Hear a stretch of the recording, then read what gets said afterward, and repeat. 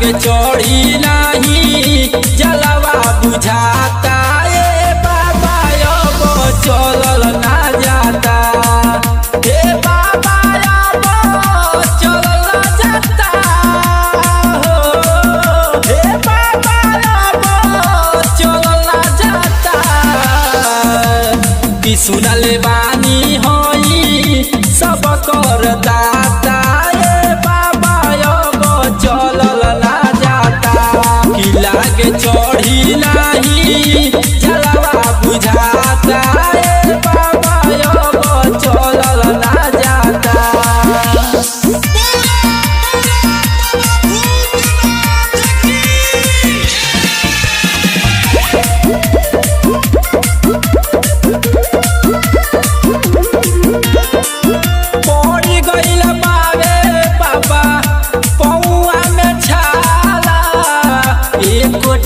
छोली तो बड़ा दुखाला बाबा पड़ी गइल बावे बाबा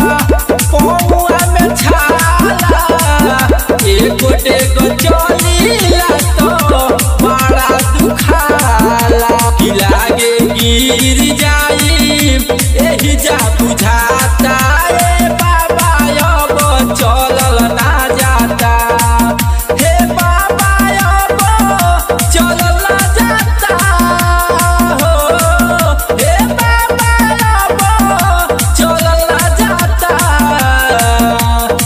सुनले बानी होई सब कर दाता ए बाबा अब चलल ना जाता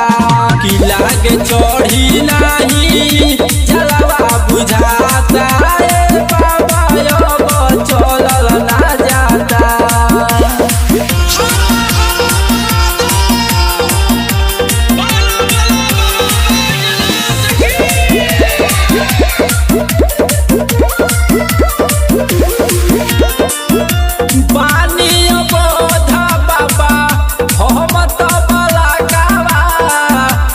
नजरिया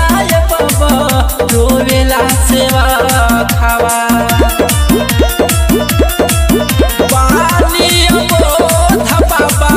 हम तो बला कावा फेरी दी नजरिया बाबा रोवेला सेवा खावा किरित मुरारी कहे